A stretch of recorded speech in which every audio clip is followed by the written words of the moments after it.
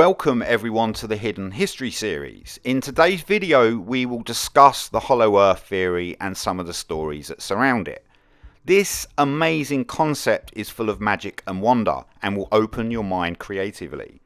It may be just a theory which may sound ridiculous, but this was once taken very seriously by scientists and politicians.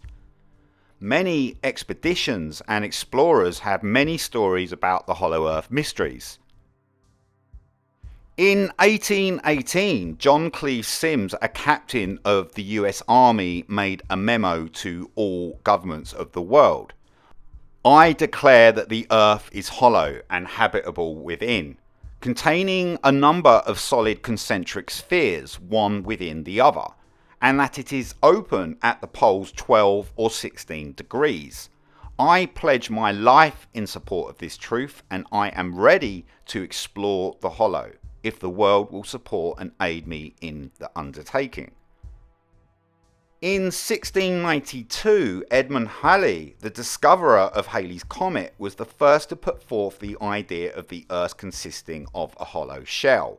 But over the years, the mainstream view took precedence, and the majority of evidence has always supported the Earth being solid, built of layers with molten lava rolling around at its centre.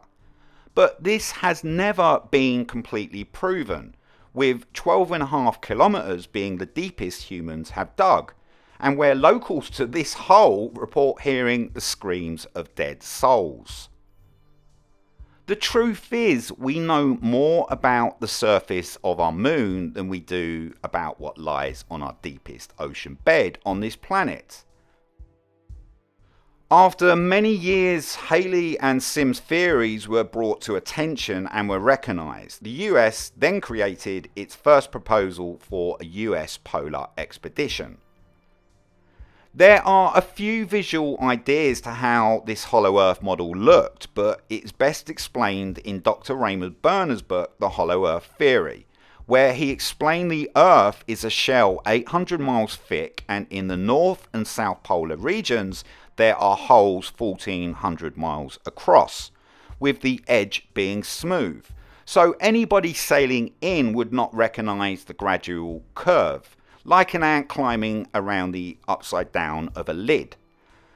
So at this point it begins to get crazy, as this defies a lot of what we have been taught about our world. A hole in the North and South Pole? No way! But remember, these were huge figures of their time, and their knowledge is based on a truth somewhere. Let us continue. Admiral Richard E Byrd of the US Navy flew two missions, one to the North Pole in 1926 and then in the South Pole in 1929. He wrote a diary with some very amazing accounts to what he found: vegetation, plant life, even animals. There are claims to where he even met ET beings. His famous lines were, "I'd like to see that land beyond the poles. It is the centre of the great unknown." Byrd created an amazing reputation in the US Navy for his expeditions. He was noted as a brave and honest man. Later to his career, he was appointed to the procedure in the Arctic called Operation Highjump, where the official story was to set up a scientific research centre. But when you delve into this story, it seems a lot more was happening and involving some sort of another intelligence. We have the famous story of Norwegian fisherman Olaf Jansen and his father, where in 1829 his boat drifted into the Hollow Earth while on a sailing trip. They were apparently greeted and lived with giants for 2 years, finding grapes the size of oranges and peaches the size of footballs. They rode in free energy vehicles and lived amongst these beings that lived for 800 years. A beautiful story with many twists and turns, but when Olaf returned to the Earth's surface and when he told their stories, he was put into a mental institution. It was only on his deathbed he felt he could tell his story.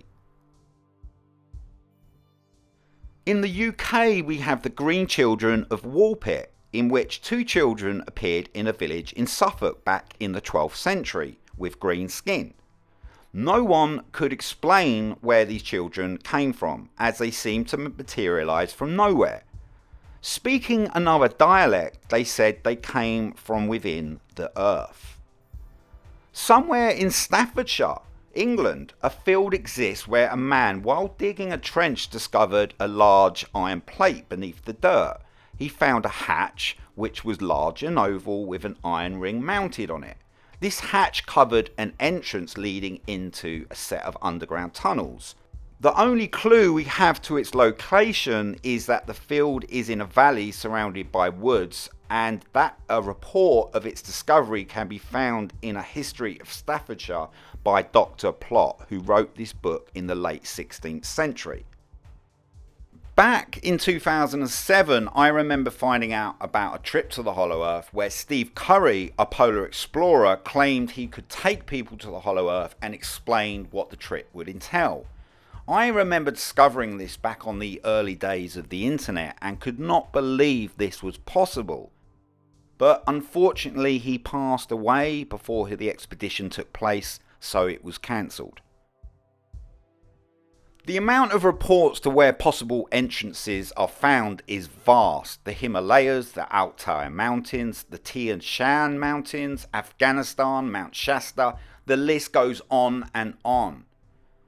In the Sanskrit language, it is named Agartha, the Shining Land, with many other interpretations throughout time. Some believe the inner earth resonates beyond space-time and therefore is completely invisible unless the observer starts to correlate their vibratory rates within the landmass. Maybe Olaf Janssen entered that altered state as he spent so much time out at sea and drifted into some sort of astral plane.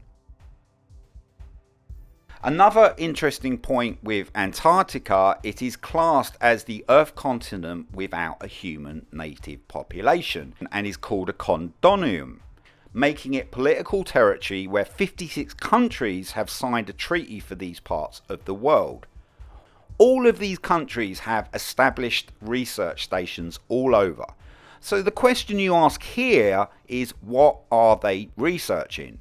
And why have all these countries come together in these vast regions? Why don't civilian flights fly over these parts of the world? Going with Dr. Raymond Bernard's view and concept, he believed that within the crust there was a central sun within the Earth. But it was the same in all solid planets, and they all contained interior life within them. The aurora borealis are supposedly the lights from the inner sun reacting with our atmosphere. An interior planet with mountains stretching over 10 miles, crystal clear blue skies. Yes, it is something of a sci-fi film, but this magical concept and theory has so much excitement around it. The interpretations to this underworld are laced all throughout our history.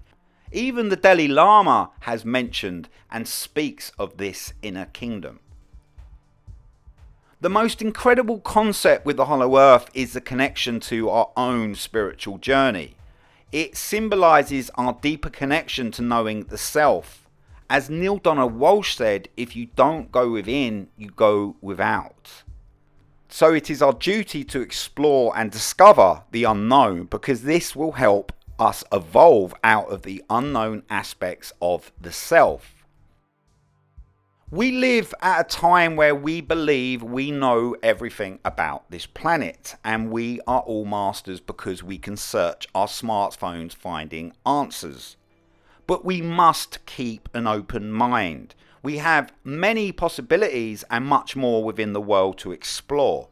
It's concerning thought to think we know more about the surface of our moon than we do about the deepest parts of our oceans. Or maybe we are not meant to know. The Hollow Earth may not be real, and we may live on a planet of solid mass. But all the accounts in this video happened in some form, as there is too much evidence to support them. These videos are to open your mind so you can think freely and question the reality you live in. Keep your thoughts, imagination excited by the experience you are having in this amazing life. Please don't go down into a cave looking for the hollow earth. Remember, you are here on this beautiful planet. Keep your light bright and your mind open. I hope you enjoyed this video. Please remember to subscribe for more content, and until next week's episode, I will see you then.